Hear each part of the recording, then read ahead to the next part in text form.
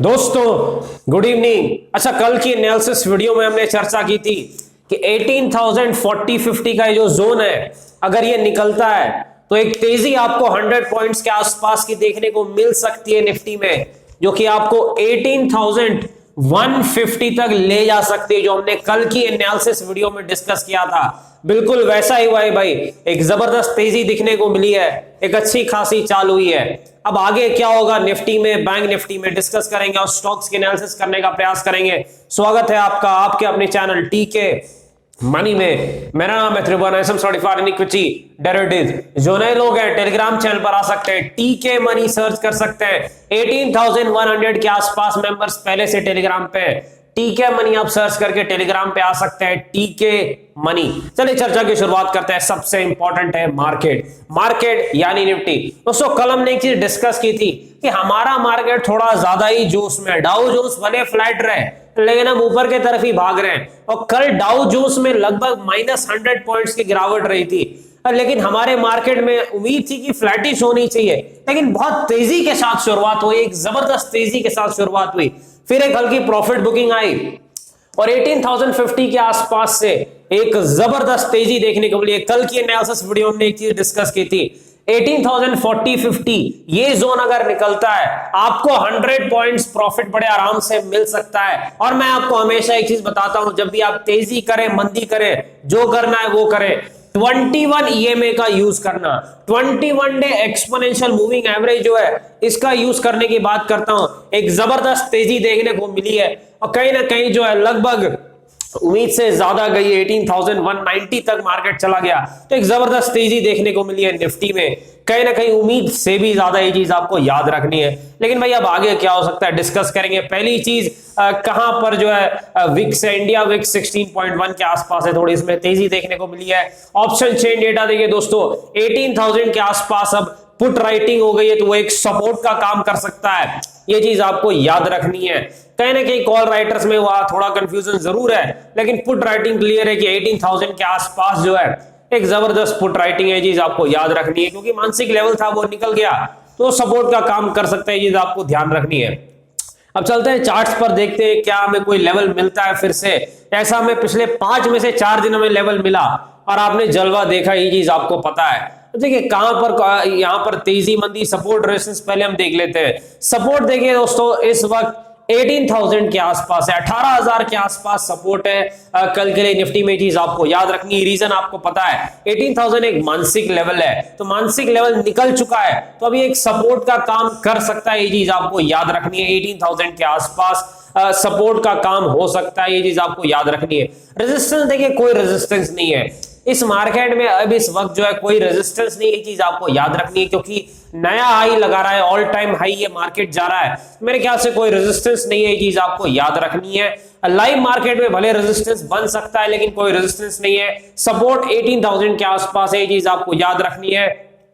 अब कोई लेवल हम देख लेते हैं जहां से हमें तेजी मंदी कुछ देखने को मिल सकती है।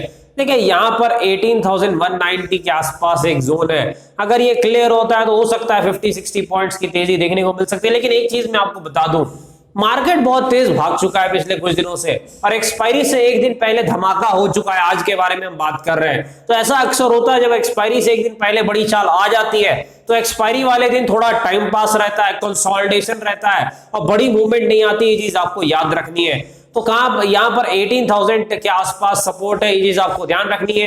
18,190 का लेवल अगर निकलता है तो कहीं ना कहीं 50-60 पॉइंट्स की तेजी जरूर देखने को मिल सकती है, लेकिन थोड़ा अब तेजी के तरफ स्ट्रिक्ट स्टॉप लॉस के साथ काम करें, क्योंकि जबरदस्त तेजी हो चुकी है। हो सकता है किसी भी वक्त मार्केट ऊपर खुल के पिटाई हो सकती है, गिरावट भी हो सकती है, ये चीज जरूर आपको ध्यान देना है, ये चीज आपको ध्यान में रखनी है। चलिए आगे बढ़ते हैं, निफ्टी बैंक के पास चलते हैं। देखिए निफ्टी बैंक में कंसोलिडेशन था, ये निफ्टी की तरह मजबूत नहीं था, ये चीज आपको याद रखनी है, लेकिन एक लेवल मिल गया निफ्टी बैंक में जहां तेजी मंदी कुछ हो सकती है।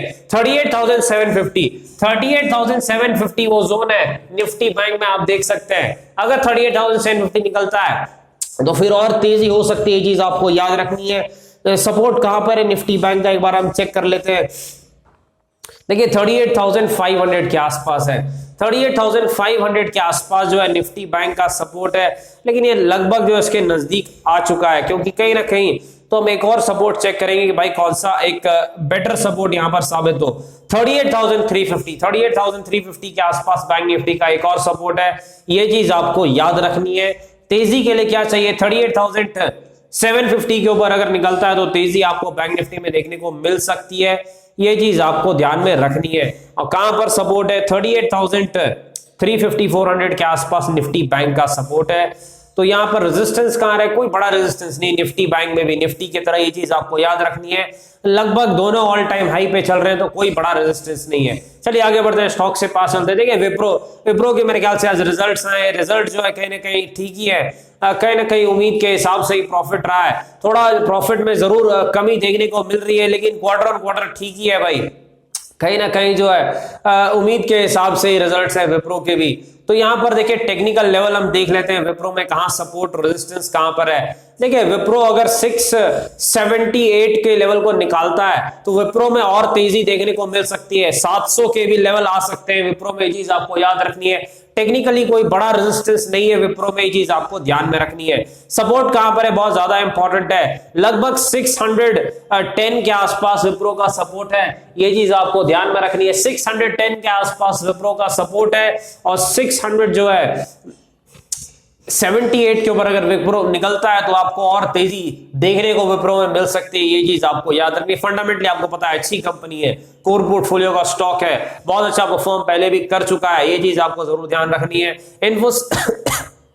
इन्फोसिस के पास चलते हैं। देखिए इन्फोसिस कहीं ना कहीं जो है इन्फोसिस के भी रिजल्ट्स आए और इन्फोसिस के रिजल्ट्स काफी अच्छे हैं और गाइडेंस भी है जो काफी अच्छा रहा है इन्फोसिस का, तो कहीं ना कहीं इन्फोसिस अच्छा परफॉर्मेंस कर रहा है, ये चीज आपको पता है। सपोर्ट कहां पर है इन्फोसिस का, लगभग जो है 1640 के आसपास इन्फोसिस का सपोर्ट है, 1640 1650 के आसपास जो है इन्फोसिस का सपोर्ट है, ये चीज आपको याद रखनी है। इन्फोसिस में अगर तेजी आती है तो कहां तक जा सकती है, देखिए 1800 के भी लेवल आ सकते हैं। अगर इन्फोसिस तेजी दिखाता है तो 1800 तक के भी लेवल आ सकते हैं, क्योंकि वहीं पर इसका एक छोटा सा रेजिस्टेंस है, ये चीज आपको याद रखनी है। 1800 के लेवल तब आपको देखने को इन्फोसिस में मिल सकते हैं। आईटीसी के पास चलते हैं भाई।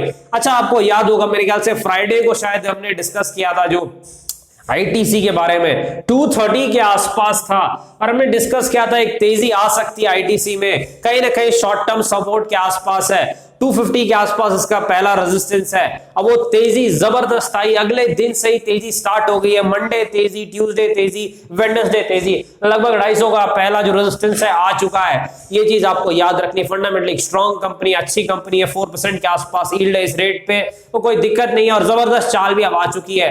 अब देखिए अब अगला रेजिस्टेंस कहां पर है इसका, मेरे ख्याल से 275 के आसपास, क्योंकि इसको काफी ट्रेड हमने किया है काफी टाइम से, तो याद है भाई 275 के आसपास इसका अगला रेजिस्टेंस है, ये चीज आपको याद रखनी है। थोड़ा कंसोलिडेशन दिखाएगा उसके बाद अगली चाल आएगी आईटीसी में, ये चीज आपको ध्यान में रखनी है। 230 जहां से हमने कहा था वहीं से इसने पलटी मारा, जबरदस्त तेजी दिखाई आईटीसी ने। आगे बढ़ते हैं, फेडरल बैंक के पास चलते हैं। फेडरल बैंक में जबरदस्त तेजी देखने को मिली है, ये 78-80 सपोर्ट के आसपास है, काफी पहले हमने डिस्कस भी किया था और जबरदस्त तेजी दिखाई है फेडरल बैंक ने।